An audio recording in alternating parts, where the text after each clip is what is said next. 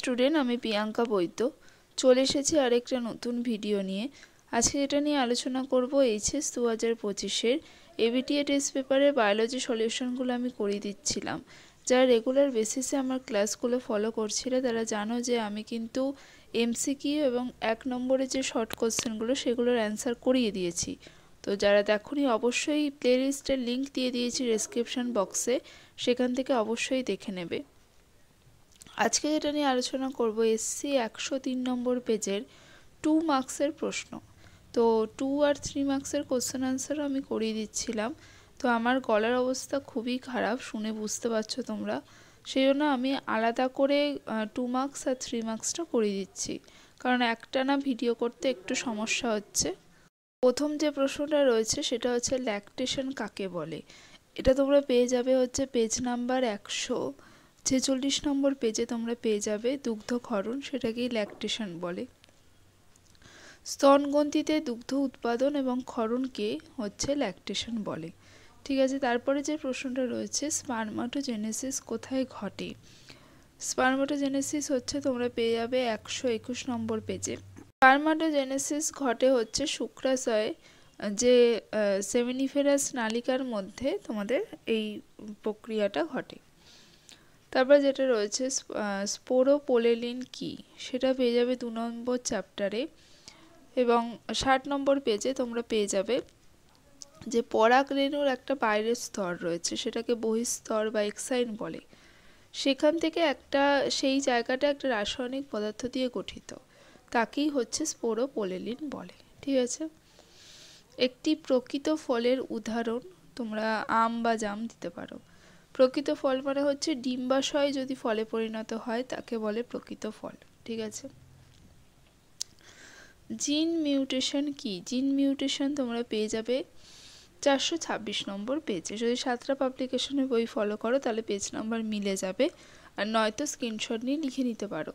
জিনের মধ্যে যদি কোনো রকম পরিবর্তন হয় তাকে বলে জিন মিউটেশন। ঠিক আছে,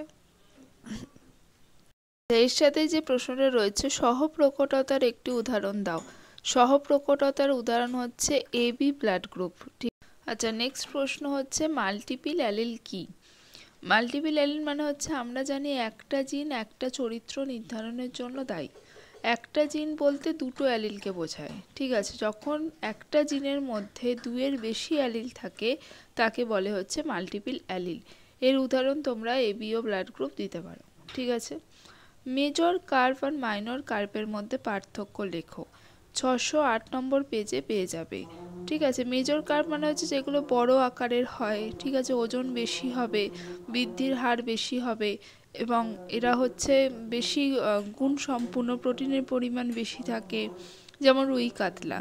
আর মাইনর মাছ মানে যেগুলো ছোট হয় আকারে, যাদের ব্যবসায়িক গুরুত্ব খুবই কম থাকে। ঠিক আছে, যেমন হচ্ছে বাটা, পুঁটি, এই মাছগুলো। ঠিক আছে, তারপরের যে প্রশ্নটা রয়েছে আণবিক কাছি। আমি আগে অনেকবার বলে দিয়েছি, আণবিক কাছি মানে হচ্ছে রেস্ট্রিকশন এন্ডোনিউক্লিয়েজকে বোঝায়, আর আণবিক আঠা মানে হচ্ছে ডিএনএ লাইগেজকে বোঝায়।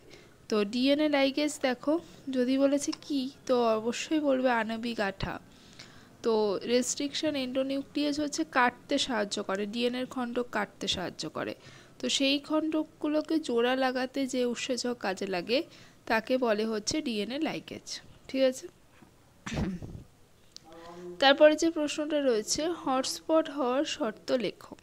হটস্পট হওয়ার শর্ত হচ্ছে যেসব এলাকার মধ্যে আঞ্চলিক প্রজাতি বা এন্ডেমিক প্রজাতি যেটা আছে সেটা বেশি থাকতেই হবে, এবং তারা বিপন্ন প্রায় হতে হবে। ঠিক আছে, বিলুপ্তর পথে বেশি আছে আর কি, বিলুপ্ত প্রায়, সেই রকম জায়গাটা হচ্ছে হটস্পট এলাকা, এবং তার নির্ধারণের শর্ত এটা দেখে নেবে তোমরা। ঠিক আছে, একটু লিখে নেবে, বইতে ভালো করে এই জায়গাটা দেওয়া নেই।